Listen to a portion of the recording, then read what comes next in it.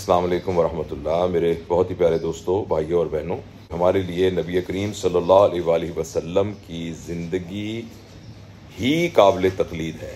آپ کا کہا ہوا ہر لفظ، آپ کا کیا ہوا ہر عمل، آپ کا کیا ہوا ہر اشارہ، یہ ہمارے لیے حکم کا درجہ رکھتا ہے اور صرف یہ ہی قابل تقلید ہے۔ اس کے علاوہ ہم کسی کے بھی فالوور نہیں ہیں، ہم نبی پاک صلی اللہ علیہ وآلہ وسلم کے فالوور ہیں۔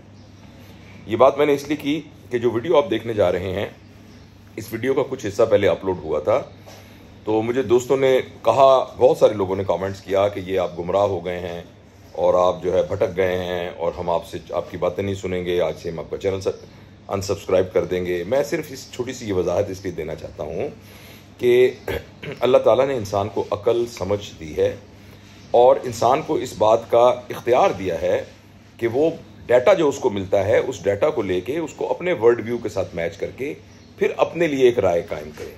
تو یہ کسی سے بھی ملنا یعنی اس بات کی کوئی نشانی تھوڑی ہوتی ہے کہ آپ ہر ایک کی ہر بات کو فالو کر لیں گے۔ میں غامدی صاحب کا پوری ایک ماضی ہے، غامدی صاحب کا ایک ریسرچ ہے، غامدی صاحب کی ایک اپنی کنٹریبیوشن ہے اس سلسلے میں، جس سے آپ مکمل طور پہ اختلاف کر سکتے ہیں اور یہ آپ کہہ سکتے ہیں اور دلیل کے ذریعے سے آپ اس کو رد کر سکتے ہیں، یا آپ کو اس بات کی آپ کے ذہن میں وہ باتیں درست نہیں ہیں تو آپ اس کو بالکل نہ مانیں۔ لیکن یہ ہے کہ اور اسی طریقے سے میں ان سے ملا، آپ نے میری گفتگو میں دیکھا ہوگا کہ میں نے کسی میں اپنی رائے تو کوئی دی ہی نہیں، میں تو ان سے کچھ سوالات پوچھتا رہا اور ان کی رائے جو ہے وہ میں تلاش کرتا رہا۔ تو لہٰذا اس ویڈیو کو اس کانٹیکسٹ میں دیکھا جائے۔ تو میں سوچا کہ ایک دو باتیں ہیں جو میں آپ سے ذرا اپنی ضرورت کے لیے پوچھنا چاہتا ہوں۔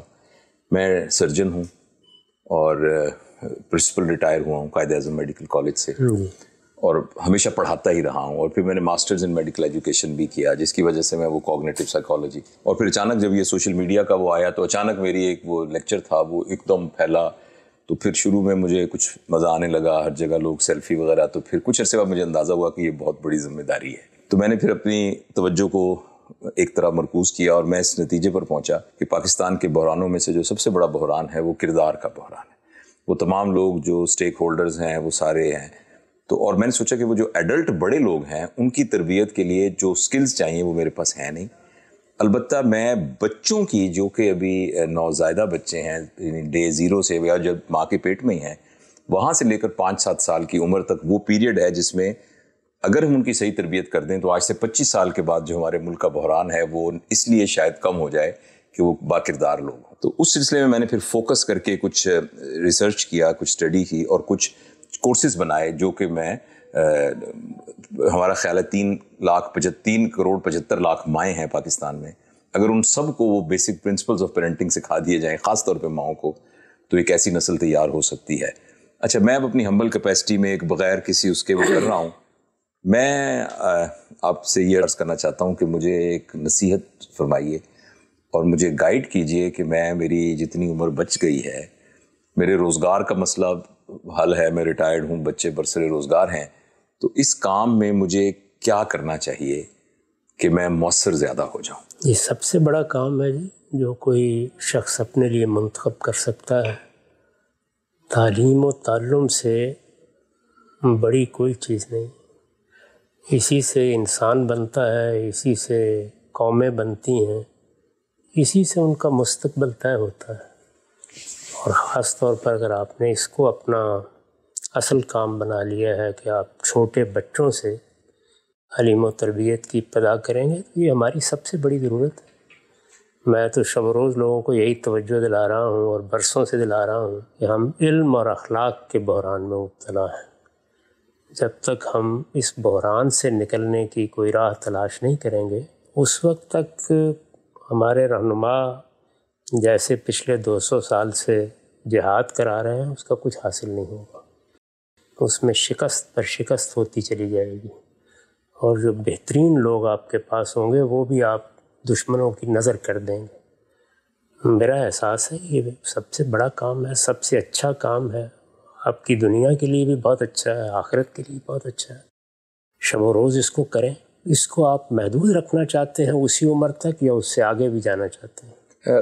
ویسے تو میں یونیورسٹیز میں جاتا ہوں اور انٹرنیشنلی لوگ مجھے بلاتے ہیں اس کام کے لیے، گو میں اپنے آپ کو دل میں سمجھتا ہوں کہ میں چھوٹا ہوں اور کام بہت بڑا ہے، اور یہ میں بالکل آپ کو ایمانداری سے عرض کرتا ہوں، لیکن اور لہٰذا اس سلسلے میں جو ایک فیملی لائف ہے، جو پرسنل لائف ہے، ویل بینگ سے متعلق جو باتیں ہیں اس پر میں بات کرتا ہوں اور ان کے ڈفرینٹ سیشنز بھی کراتا ہوں.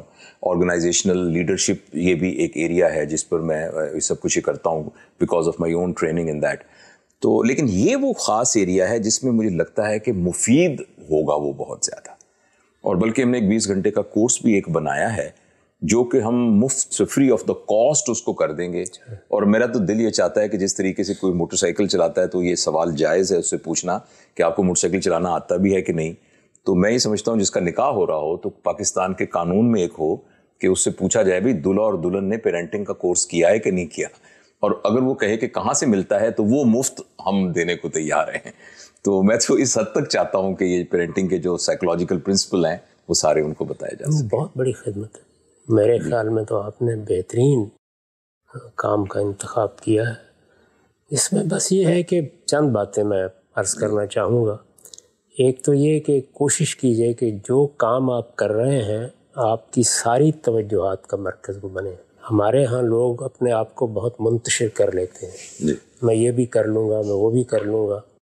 ہم بھی جب جوانی کی عمر میں تھے تو ایسے ہی سوچتے تھے. مجھے اب بھی یاد ہے کہ میں نے مولانا سید ابوالرضا صاحب مودودی کو ایک خط لکھا، یہ غالباً 1973 کی بات ہے. تو اس میں بتایا کہ میں یہ کرنا چاہتا ہوں. تو انہوں نے مجھے بلایا اور بلا کر کہا کہ میاں یہ سب کرو گے تو کھاؤ گے کہاں سے؟ یعنی اس میں کوئی گنجائش ہی نہیں تھی کوئی اور کام کرنے کی. تو اپنے آپ کو خاص کر لینا چاہیے. یہ تو آپ مجھ سے بہتر جانتے ہیں کہ علوم میں بھی اختصاص کا دور ہے. اب جتنی کتابیں ہیں، جتنے افکار ہیں، جتنی شخصیات پیدا ہو چکی ہیں، کوئی آدمی اگر یہ چاہے بھی کہ ان سب کو پڑھ لے یا ان سے متعلق رہے آسان نہیں ہے. تو کوشش کریں کہ آپ ایک تو تعلم ہی کو اپنا اصل کام بنا لیں. پھر یہ ہے کہ دوسری بات جو میں عرض کروں گا وہ یہ کہ اس میں آپ کیا دے رہے ہیں. جو کچھ آپ دے رہے ہیں اس میں کوشش کرتے رہیں کہ زیادہ سے زیادہ بہتر تحقیقات پیش کی جا سکیں. یعنی عام طور پر ہم خود اپنے افکار، اپنے ماضی اور اپنے حال کے اسیر ہو جاتے ہیں. اس سے اوپر اٹھ کر دیکھتے رہنا چاہیے اور جائزہ لیتے رہنا چاہیے کہ کوئی نئی چیز سامنے آئی ہے، کوئی نئے زاویہ ہے نظر سامنے آئے ہیں. کیونکہ ہمارا قومی بحران زیادہ اس سے بڑا ہے کہ لوگوں کو نئے افکار تازہ کہیے اقبال کے الفاظ میں، ان سے محروم رکھنے کے لیے سوسائٹی سرگرم ہوتی ہے، ان تک رسائی دینے کے لیے جدوجہد نہیں کرتی. تو اپنے فکر کو تازہ رکھیں. جو نئی چیزیں، ظاہر ہے کہ آپ کو اگر بچوں یا بچیوں کو یہ بتانا ہے کہ تمہیں والدین کیسے بننا ہے، والدین کی حیثیت سے تمہاری ذمہ داریاں کیا ہیں، تو وہ تو بچیاں نہیں ہیں یا بچے نہیں ہیں، وہ بڑے ہو گئے ہیں. تو جب تک ان کے ہاں فکری لحاظ سے وضوح نہیں ہوگا، کلیئرٹی نہیں ہوگی، اور جو مسائل پیش آتے ہیں ان مسائل کو وہ مذہب کے حوالے سے، اپنی تہذیب کے حوالے سے، اپنے تاریخی پس منظر کے حوالے سے، اور جس دنیا میں وہ اب آنکھیں کھول رہے ہیں اس کے حوالے سے ٹھیک طرح نہیں سمجھیں گے، اندیشہ ہے کہ اس میں کامیابی کم ہوگی. تو مجھے امید ہے کہ آپ نے اپنے پروگرام میں اس کا خیال رکھا ہوگا. آپ نے فرمایا ہے تو میں نے چند باتیں عرض کریں. شکریہ. اور ایک ابھی میرے دل میں یہ بات ڈالی کہ ایک سوال میں جب جہاز سے بیٹھا، کچھ تھوڑے سے لوگ پہچاننے لگ جاتے ہیں، تو تقریباً سب نے، حتیٰ کہ وہ 10-12 گھنٹے کے سفر کے بعد وہ جو ایئر ہوسٹس بھی تھوڑی سی ذرا مانوس ہو گئی، تو اس نے بھی مجھ سے یہ پوچھا کہ پاکستان کا کیا حال ہے. تو میں اس سلسلے میں بھی، چونکہ آپ کی نظر ہے ساری، اور یہ میں بہت ہی عاجزی سے اور بالکل ایک اس معاملے میں اپنے آپ کو جاہل ہوں اور سمجھتے ہوئے، آپ کے خیال میں پاکستان کے موجودہ حالات میں اگر گراف کو ہم ایکسٹرا پلاٹ کریں تو وہ کیا ہونے جا رہا ہے، اور اگر ہم فرض کریں اس کو ریورس کرنا چاہیں تو ایز اے فرد میں کتنا حصہ ڈال سکتا ہوں؟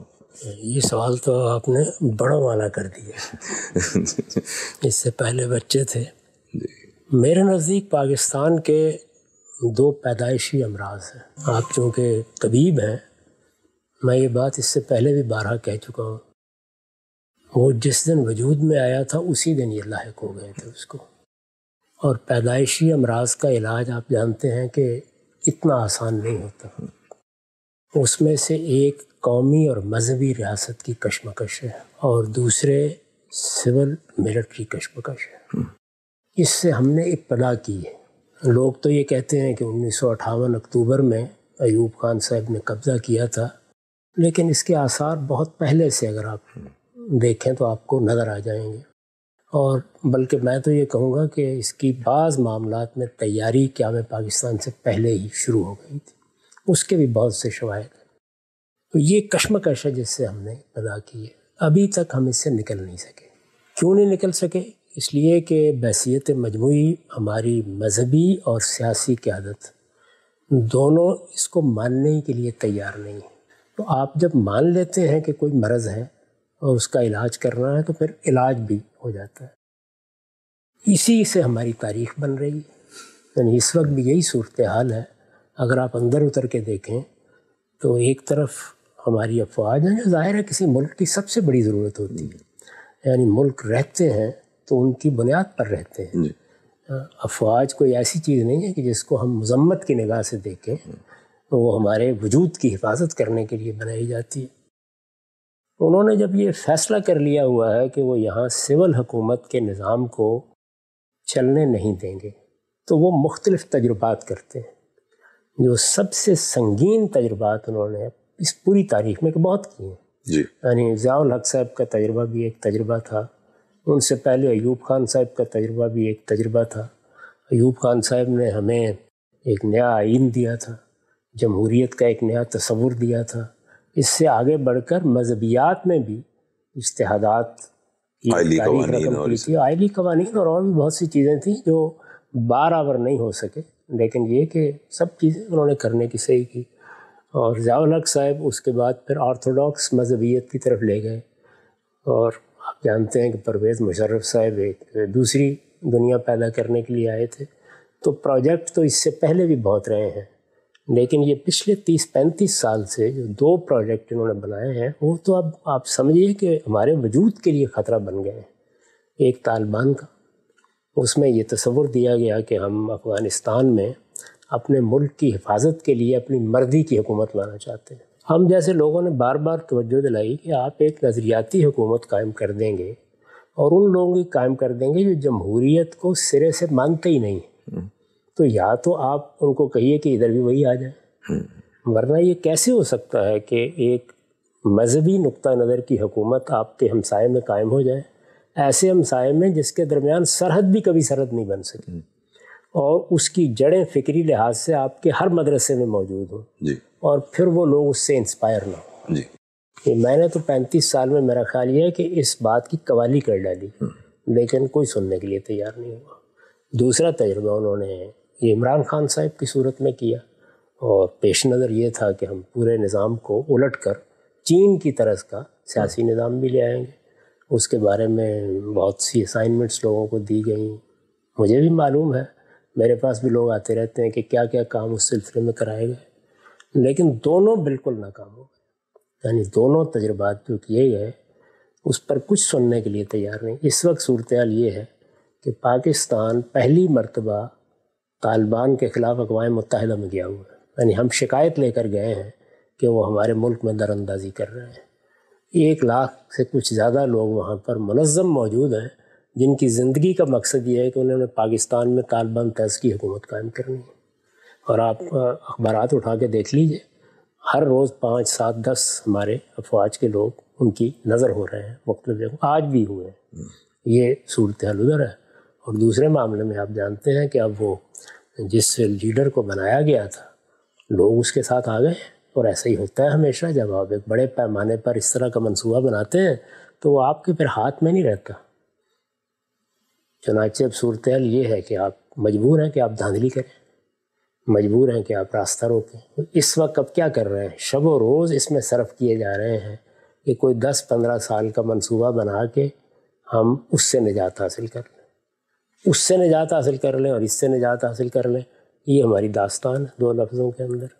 تو اس میں یہ ہے کہ بس اللہ تعالیٰ سے دعا کرنی چاہیے کہ چلیے اپنی غلطیوں کا شعور ان کو ہو جائے, اس کا ازالہ کرنے کے لیے تیار ہو جائے. یہ تو اسکیم کی غلطیاں ہیں, تدبیر کی غلطیاں ہیں, لیکن بنیادی معاملہ وہ ہے جب تک ہم اس پر ایڈریس نہیں کریں گے ہمارا ملک اپنے پاؤں پر کھڑا نہیں ہو سکتا. یعنی مذہبی اور قومی ریاست کی کشمکش وہ ہماری جڑوں میں اتری ہوئی ہے, وہ ہمارے دستور میں ہے, وہ ہماری پارلیمنٹ میں ہے, وہ ہمارے پورے نظام میں ہے, اور وہ بار بار سامنے آتی ہے. اور اس کے نتیجے میں پاکستان مذہبی ریاستیں جو بنی ہیں جیسے ایران ہے, جیسے سعودی عرب ہے, جیسے افغانستان ہے, ان سے بھی زیادہ اسلام کی بری تصویر پیش کرنے لگ گیا ہے عالمی سطح پر. اور دوسرا مسئلہ یہ ہے کہ اللہ تعالیٰ ہماری افواج کو ہدایت دے اور وہ اس طرح کے تجربے کرنا چھوڑ دیں. یہ اگر وہ آج فیصلہ کر لیں کہ یہ دونوں کام انہیں کرنے ہیں تب بھی 10-15 سال چاہیے جو کچھ غلاظت پھیلائی جا چکی ہے اس کو سمیٹنے کے لیے. تو میری ذاتی رائے تو یہی. اجازت ہے میں 2 اور باتیں پوچھ لوں. اچھا, دوسری گزارش تھی کہ ایک بات میں آپ کی چونکہ بہت ساری میں تقاریر سن چکا ہوں اور آپ کا جو اس کے بارے میں جو آپ کا خیال ہے وہ میں اس سے واقف ہوں ایک طالب علم کے طور پر. ہمارے بہت سارے لوگ جو کہ اخلاص کے ساتھ دین کی خدمت کر رہے ہیں اور جو دنیا میں کچھ چلے گئے کچھ ہیں, ان کے خیال میں دین ایک نظام کے طور پر قائم کیے بغیر وہ منشا ہی پوری نہیں ہوتی جس منشا کے لیے دین یہاں آیا تھا. تو اور اس سلسلے میں جیسے ڈاکٹر اسرار احمد صاحب رحمۃ اللہ علیہ تھے, اور جو آج کل کے دور میں بھی کچھ لوگ ہیں جو کہ وہ یہ کہتے ہیں کہ نہیں, اس کو نظام کے طور پر ہی ایک ہونا چاہیے, اور یہ جرت کیسے ہو کسی کی کہ مسلمان کے ملک میں کوئی بھی ایک ایسی چیز ہو جو اللہ کے حکم کے خلاف ہو. اور یہ بات ویسے تو ایموشنلی بھی دل کو لگتی ہے اور بھلی لگتی ہے. میں تھوڑے سے مختصر وقت میں اپنی سمجھ کے لیے اس کی وہ چاہتا ہوں کہ جب ہم یہ ایک دم چینج کرنے کی بات کرتے ہیں تو آپ کے خیال میں ایک کیا شکل ہونی چاہیے ایک اسلامی افیکٹو اسلامی مملکت کی, تاکہ اس کی طرف پھر بڑھا جائے؟ سوال نہیں ہے محض, لیکن میں مختصر طور پر عرض کر دیتا ہوں. دیکھیے, میں نے پچھلے 50 سال میں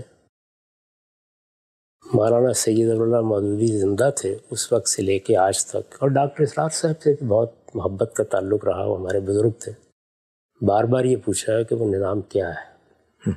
آپ باور کریں اس میں 3 لفظ بھی میں نے کبھی نہیں سنے, وہ ہے کیا. ابھی پچھلے دنوں بہت غلغلہ تھا ریاست مدینہ, تو میں نے اس کے علمبرداروں سے پوچھا کہ وہ ایک پریمیٹیو قبائلی ریاست تھی, تو آپ کیا پاکستان میں یہ ارادہ ہے؟ نہیں, رسول اللہ نے جو ریاست قائم کی اس میں خلفائے راشدین ذاتی کردار اور اخلاق کا بے نظیر نمونہ ہے, وہ مجسم اخلاق بن گئے. تو اگر تو کسی میں یہ ہمت ہے کہ وہ کہے کہ میں ابو بکر بننا چاہتا ہوں تو بات میری سمجھ میں آتی ہے. لیکن ریاست مدینہ سے کیا مراد ہے؟ کوئی باقاعدہ فوج نہیں, کوئی عدلیہ کا نظام نہیں, کوئی نظم حکومت نہیں, کوئی انتخاب کا طریقہ نہیں, کوئی قاعدے ضابطے کے ساتھ معاملات کو چلانے کے اصول نہیں ہیں. میں تو اسلام کا طالب علم ہوں, تو ذرا میرے علم میں اضافہ فرما دیں. وہ کیا چیز ہے جس کو آپ ریاست مدینہ کہتے ہیں؟ تو مبہم باتیں, بے سوچی سمجھی باتیں اس باب میں کہی جاتی ہیں. پہلی چیز تو یہ ہے کہ وہ نظام ہے کیا, بتانا چاہیے. اسلام کو جب ہم دیکھتے ہیں تو یہ معلوم ہوتا ہے کہ وہ 2 چیزوں کا مجموعہ ہے. اس میں ایمان اور اخلاق کی تعلیم ہے, اور اس کے ساتھ شریعت ہے. شریعت کو آپ لا یا قانون سمجھ لیں. وہ شریعت میں 90% احکام شخصی ہیں. مجھے نماز پڑھنی ہے, مجھے روزہ رکھنا ہے, مجھے اعلیٰ اخلاق اپنانے ہیں, اور اس طرح تطہیر بدن کی چیزیں. اس میں کوئی یعنی گن کے میں بتا سکتا ہوں کہ 5 احکام ہیں جو اجتماعی زندگی کے بارے میں دیے گئے ہیں. یعنی اگر مسلمانوں کا کوئی نظم اجتماعی موجود ہو, کوئی ریاست ہو, تو 5 باتیں اس کو کہی گئی. وہ 5 باتیں آپ پہ لازم ہیں, ان کو آپ نے ہر حال میں اختیار کرنا ہے. ان کے لیے بھی صحیح لفظ اختیار کرنا ہے, عمل پیرا ہونا ہے, کیونکہ ان 5 باتوں میں کوئی ایک چیز بھی ایسی نہیں جو آپ کو یہ حق دے رہی ہو کہ آپ دوسروں پر اسے ٹھوسیں. یعنی نافذ کرنے والی کوئی چیز نہیں. نافذ کرنا تو ایک بے معنی لفظ ہے. یعنی شخصی معاملات میں آپ خدا اور بندے کے درمیان حائل نہیں ہو سکتے. اس میں آپ نصیحت کریں. آپ کو جمعہ کا ممبر دیا گیا ہے حکومت کو, اور وہ اسلام نے دیا ہے. جی. وہ تو آپ کو ہمت نہیں ہے کہ آپ لے لیں مولویوں سے, تو آپ وہاں کھڑے ہوں, آپ نے جو نصیحت کرنی ہے کریں, لیکن شخصی معاملات میں آپ کسی شخص کے خلاف کوئی قانونی کارروائی نہیں کر سکتے, اور نہ یہ باتیں کر سکتے ہیں کہ کسی کی ہمت کیوں ہو. یہ ہمت رسول اللہ کے زمانے میں ہوئی ہے لوگوں کو, اور آپ نے کبھی ایسا کوئی کام نہیں کیا. جو معاملات ریاست سے متعلق ہیں وہ بالکل طے ہے. میں نے جیسے عرض کیا کہ میں انگلیوں پہ گن کے بتا سکتا ہوں آپ کو کہ یہ معاملات ہیں, ان کا شعور بھی نہیں, یعنی جو ہے ان کا شعور ہی نہیں. اور یہ شعور کی بات میں صرف آپ کے حکمرانوں کے لیے نہیں کر رہا, مذہبی جماعتوں کو بھی نہیں, بلکہ اس کے بالکل برخلاف کھڑے. ہمت ہے کسی میں کہ وہ علماء سے یہ کہے کہ یہ جتنے جمعے کے ممبر ہیں یہ حکمرانوں کے ساتھ اسلام میں خاص ہے. ہائی ٹریزن ہے اگر کوئی عالم اس پہ کھڑا ہو جائے. مسلمانوں کی تاریخ میں کسی بڑے عالم کا نام بتائیے اس نے جمعے کا خطبہ دیا ہوگا. ابو حنیفہ نے دیا, شافعی نے دیے, مالک نے دیے, غزالی نے دیے, بتا دیں. آپ کھڑے ہو کے ہمت ہے کہیں علماء سے. تو جو اسلام کا قانون ہے فی الواقع اجتماع سے متعلق, اس کو تو بیان کرنے کی بھی کسی میں ہمت نہیں ہے. تو یہ ایسی باتیں جو کہیں کہہ رہے ہیں, کوئی حقیقت نہیں ہے. مسلمانوں کو اپنے دین کو سمجھنا چاہیے. میں نے ابھی عرض کیا تھا کہ ہم علم کے بحران میں بھی مبتلا ہیں اور اخلاق کے بحران میں بھی. وہ علم کا بحران یہی ہے, یعنی نہ اپنے مذہب سے واقف ہیں, نہ اس کی تعلیمات سے واقف ہیں, اور اس میں بس توہمات ہیں جن میں زندگی بسر کر رہے ہیں. 100 سال تک ہم نے عورتوں کو سعودی عرب میں اسلام کے نام پر ڈرائیونگ نہیں کرنے دی. اب نئی وحی آ گئی, کس نے اجازت دے دیا, اور پہلے روکا کس نے ہوا تھا. تو احمقانہ باتیں. افغانستان میں ہم عورتوں کی تعلیم روک کے بیٹھے ہوئے ہیں. وہ تعلیم جس کے بارے میں ہمارے پیغمبر نے جنگوں میں بھی فائدہ اٹھانے سے گریز نہیں کیا. جنگ بدر کے قیدیوں کے ساتھ جو معاملہ کیا گیا تھا وہ کوئی دین پڑھانے کے لیے نہیں کیا گیا تھا, تعلیم کے لیے کیا گیا تھا, دنیاوی تعلیم. تو کیا کر رہے ہیں؟ تو اس وجہ سے یہ بس ایک ریٹرک ہے, جس کے جی چاہتا ہے وہ یہ بات کرتا رہتا ہے. اس میں اگر آپ ان لوگوں سے چند سوالات کرنا شروع کر دیں تو کچھ بھی نہیں کہنے کے لیے ہوتا. میں نام نہیں لیتا, بزرگ شخصیت سے یہ پوچھا, میں نے کہا کیا ہوتا ہے یہ جو نظام آپ قائم کرنا چاہتے ہیں؟ کہنے کہ دیکھیں وہ اکاؤنٹیبلٹی ہونی چاہیے. میں نے کہا یہ دنیا میں کس جگہ نہیں لکھا ہوا کہ اکاؤنٹیبلٹی نہیں ہونی چاہیے, اور اکاؤنٹیبلٹی نظام ہے. یعنی اگر تو آپ مجھے بتائیں کہ اکاؤنٹیبلٹی کے لیے یہ میکنزم بنایا ہے اسلام میں, ایک پروسیس ہے, ایک پروسیس ہے, تو پھر تو میں کہوں گا کہ واقعی نظام ہے. جی. تو آپ مجھے ذرا بتا دیں, نظام نام کی کوئی چیز اسلام اس کے لیے آیا ہی نہیں. جی. نظام ہمیں بنانے ہیں, اللہ نے ہمیں عقل دی ہے, اس کی روشنی میں دنیا بنا بھی رہی ہے. تو اس وقت تو سارے مسلمان ممالک دنیا کے بنائے ہوئے نظام کی نقالی کر رہے ہیں. یعنی مغرب میں صرف سائنس, پیور سائنس کی ترقی نہیں ہوئی, سوشل سائنسز میں بھی بے پناہ کام ہوا. جی. خواہ ہم اعتراف کریں یا نہ کریں, سارے لوگ اسی کی پیروی کر رہے ہیں. یعنی آپ کی عدالتیں کس اصول پر چل رہی ہیں؟ آپ کے ہاں آئین دستور کہاں سے اخذ کیے گئے ہیں؟ یعنی ان کا ماخذ جو ہے وہ کتاب اللہ ہے. وہ ساری دنیا نے بنائے ہیں, آپ اس سے فائدہ اٹھا رہے ہیں جیسے آپ نے اپنی طب میں فائدہ اٹھایا ہوگا. یعنی وہاں جو علم آپ کو تھا اور جس کے تحت آپ سرجری کرتے ہوں گے, وہ آپ نے آخر مغربی دنیا ہی سے حاصل کیا. یعنی اس کی ساری ڈیولپمنٹ, اس کا ارتقا وہیں ہوا ہے. اور یہ بالکل ہی بیوقوفی کی باتیں ہیں جو ہم کرتے رہتے ہیں. اس کا میرے پاس کوئی علاج نہیں ہے سوائے اس کے کہ خون جلاتا رہے آدمی اور اپنی بات کرتا رہے. بس دوسرا یہ تھا کہ ایک آج کل وہ بھی مجھے بھی ذہن میں آیا کہ آج کل یہ ایک تو ہمارے ہاں وہ جو سوشل میڈیا پہ کچھ لوگ جن کے بارے میں لگتا ہے کہ ان کو سب سے زیادہ پتہ ہے, وہ ہیں جو نجومی ہیں اور پامسٹ ہیں, مطلب جن کے جو حتمی طور پر بات کر سکتے ہیں, مگر نہ جتنے پڑھے لکھے لوگ سارے ہیں وہ حتمی بات نہیں کر سکتے, مگر وہ نجومی کہہ دیتے ہیں کہ اب زہرہ جو ہے جب وہ مریخ پر اس کی ساتھ نظر ہوگی تو اس کی وجہ سے پھر یہ والا ہوگا. اچھا, اس کے ساتھ ملتا جلتا ایک اینڈ آف ٹائم کا کانسیپٹ اب بہت ہی گفتگو میں آ گیا ہے. اچھا, اور اس سلسلے میں ایک پوری ترتیب کے ساتھ احادیث بیان کی جاتی ہیں کہ چونکہ اب یہ ہونے والا ہے تو اس وجہ سے جنگ وہاں سے ہوگی, پھر یمن سے راکٹ جائے گا, پھر خراسان سے وہ ہوگا. تو اس سلسلے میں ذاتی طور پر میں تو بالکل مطمئن ہوں اور اپنے دوستوں کو بھی کہتا ہوں کہ میرا تو مسئلہ یہ کہ اس وقت میں نے اللہ کے حکم اور نبی کے طریقے کو فالو کیا ہے کہ نہیں کیا. تو اگر میری ابھی موت آ گئی تو بس وہ اس کے بعد وہ سارا ہوگا. تو یہ اینڈ آف ٹائم کے بارے میں ڈاکٹر اسرار احمد صاحب بھی بہت تفصیل سے بات کیا کرتے تھے. آج کل میں بھی کچھ لوگ سارے کرتے ہیں. تو شیخ عمران ہیں جو ایک بزرگ ہیں, تو وہ ایسکیٹالوجی پر بہت, تو اس میں آپ کی کیا ایک انڈرسٹینڈنگ ہے کہ یہ کتنا ضروری ہے؟ شاید ضرور یہ سوال میرا مناسب لفظ میں نے پوچھا کہ اس پر ہمیں کچھ توجہ دینی چاہیے یا؟ اصل بات تو وہی ہے جو آپ نے پہلے فرما دی کہ میرے لیے تو قیامت وہ ہے جس دن میں دنیا سے رخصت ہوں گا. جی. اس کو خود رسول اللہ صلی اللہ علیہ وسلم نے بیان بھی کیا ہے کہ من ماتا فقط قامت قیامت ہو, جس کی موت آ گئی اس کی قیامت بھی آ گئی. جی. ہر مسلمان کو اپنی موت کو سامنے رکھ کے اپنی زندگی کا نقشہ بنانا چاہیے, کیونکہ پیغمبر آئے اس لیے, وہ تو یہی بتانے کے لیے آئے تھے کہ موت کے بعد تم پروردگار کی بارگاہ میں اٹھائے جاؤ گے, اس لیے اس کی تیاری کرو. اس تیاری کا اس قیامت سے کوئی تعلق نہیں ہے جو آنی ہے, کوئی شبہ نہیں.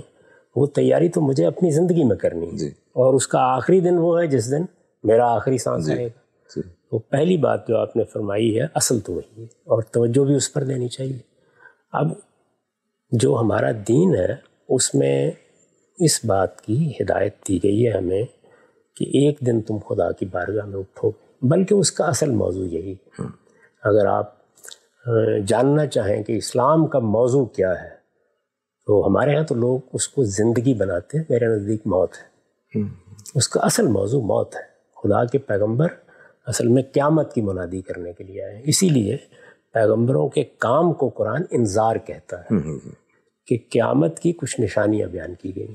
اس میں سے جو نشانی قرآن نے بیان کی وہ تو ایک ہی. قرآن مجید میں یہ بیان کیا گیا ہے کہ یہ وسط ایشیا کی اقوام میں سے گوگ میگوگ, یاجوج ماجوج, ان کا خروج شروع ہو جائے گا. تو یہ خروج جاری ہے, یعنی یہ تو آج سے 500 سال پہلے شروع ہو گیا تھا. وہ مختلف صورتوں میں سامنے آتا رہے گا, یہاں تک کہ پھر قرآن نے یہ بتایا ہے کہ ایک آخری وقت میں اس کی صورت ایسے ہوگی جیسے کہ کوئی طوفان ابل پڑتا ہے, اور دنیا کے سارے پھاٹکوں سے, جیسے کہ بائبل میں آتا ہے, یہ لوگ حملہ آور ہو جائیں گے. تو یہ بالکل ٹھیک ہے, یعنی یہ نشانی قرآن نے بیان کی. کچھ نشانیاں رسول اللہ نے بھی بیان فرمائی ہیں قیامت کی. ان میں خاص طور پر 2 نشانیاں تو ایسی ہیں کہ جو ہر بار پوری ہو چکی ہیں, اور وہ ایک بڑی اہم روایت میں ہے, یعنی جس کو حدیث جبریل کہتے ہیں, کہ تم یہ دیکھو گے کہ عرب کے ننگے پاؤں ننگے بدن پھرنے والے چرواہے عمارتوں کی بلندی میں ایک دوسرے سے مقابلہ کر رہے ہوں گے. یتطاولون فی البنیان, اور غلامی بحثیت ادارہ ختم ہو جائے گی. تو دونوں چیزیں ایک ہی وقت میں ہوئی ہیں. تو اس لحاظ سے آپ کہہ سکتے ہیں کہ قرب قیامت کی علامتیں نمایاں ہونی شروع ہو گئی ہیں. یہ جو جنگیں اور اس طرح کی بعض چیزیں لوگ بیان کرتے ہیں, ان کو ہمارے ہاں حدیث میں ملاحم سے تعبیر کیا جاتا ہے, اور بالعموم کتاب الفتن میں اس طرح کی روایتیں. یہ 80-90% بے معنی ہیں, سند کے لحاظ سے بھی اور اپنے مضمون کے لحاظ سے بھی, اور اس میں بہت زیادہ چیزیں لوگوں نے گھڑ کے شامل کرتی ہیں. قیامت کی جو نشانیاں بیان کی گئی ہیں وہ مسلم میں بیان ہوئی ہیں, اور وہ 10 نشانیاں ہیں. وہ بہرحال جس طرح میں نے عرض کیا کہ کچھ نمودار ہو گئی ہیں, کچھ نمودار ہو جائیں گی. تو میرا زاویہ نظر یہ